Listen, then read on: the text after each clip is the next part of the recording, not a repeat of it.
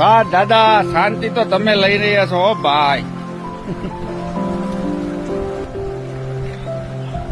આ ગામડાનું જીવન છે ભાઈ, જ્યાં ભાગદોડ નથી, શાંતિથી ઝાડવા નીચે ઊંઘ આવે. 80 વર્ષના દાદા થયા તોય કાંઈ નથી, જો ટાસકા જેવા છે કાંઈ વાંધો. અને કરોડોપતિ અબજોપતિ બિલ્ડિંગમાં આપણે સિટીમાં રહીએ છીએ, એને રોગ છે, ઊંઘ નથી આવતી. અને અહીંયા શાંતિ જોવો.